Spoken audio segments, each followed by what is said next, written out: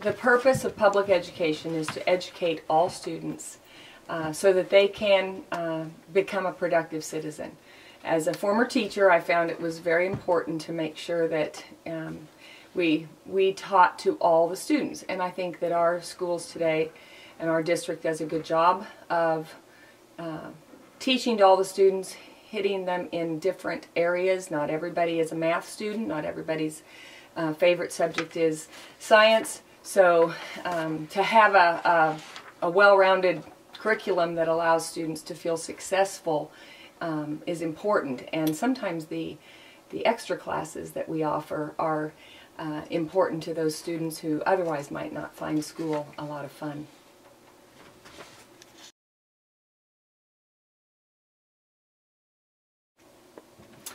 Well, as I'm running for District 5, so I feel it's important to hear from the people of that district. However, as a school board member, we all work together as a team.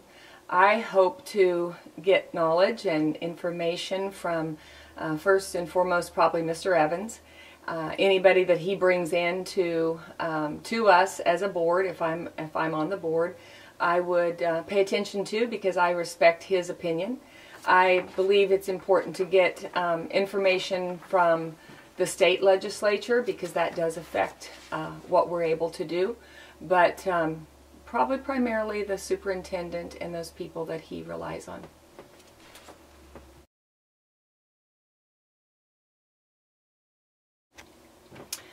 I'm running for District 5, which is called by a lot of people the Burn District. I don't live in Burn.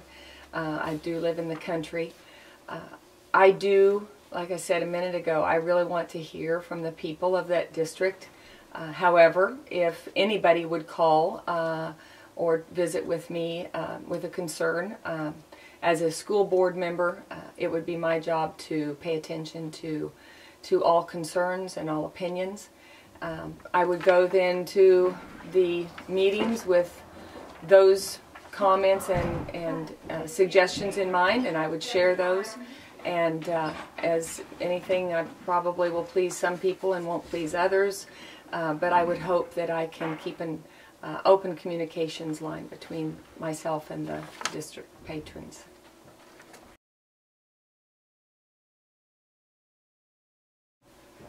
The question is, how do I rate the school board's communication with the district? I feel that it's up to us to, I'll first give a number, I guess. I'll give them a 7.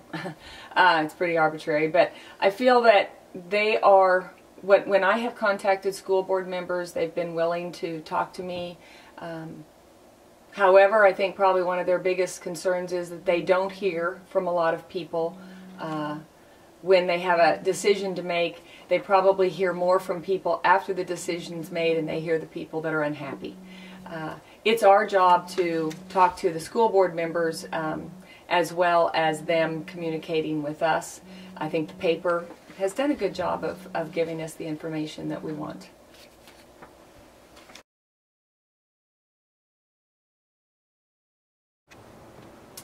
Well, as a teacher who taught in the early 80s, and then just a few years ago ended my teaching career, I saw a lot of changes in special education. Most of them were good. I do sometimes have problems with how we support students, but the people that are working in special education are doing the best job they can with the responsibilities they're given, and it is it's out of our control. We must educate the students in the way that they have. How would I change it? Possibly making the students more responsible. I think we do a very good job of that here, but sometimes it's so that we feel like we maybe help all students too much, and we need to make them more independent. Jeez.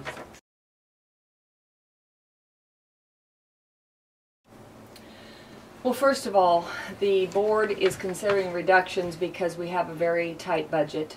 That is something that any board is going to have to deal with.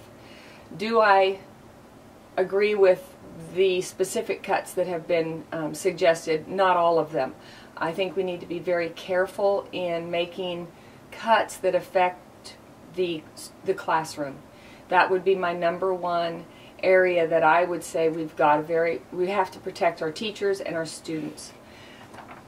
I don't agree with putting a principal in a position if they don't want to be there. And I'm referring to the middle school principal. Just reassigning, I'm not sure is the best decision. I want that principal in the middle school to be someone who has chosen that job and has a desire to be there.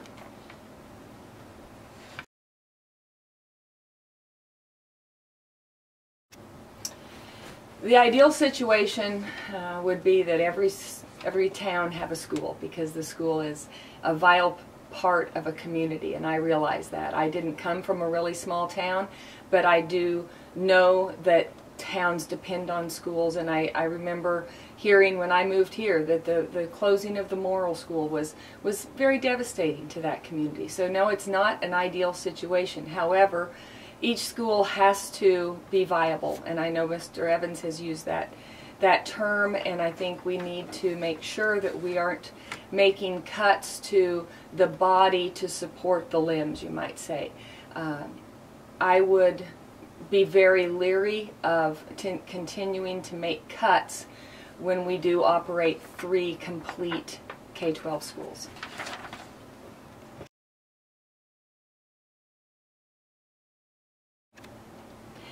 Well, it's always easy to look from the outside in and say now what decisions possibly they made that I would have done differently, because hindsight's always easier to look at. The decision to give the superintendent prior to Mr. Evans a 2-year contract would be one that I think I would have made differently. I felt like maybe he hadn't been here long enough to extend a 2-year contract, and it did turn out to be that the school board agreed with that in what happened. The other decision probably would be that, you know, to spend a lot of money in the Summerfield School when we had already voted to close it. I did not feel that that was a decision that was fiscally responsible.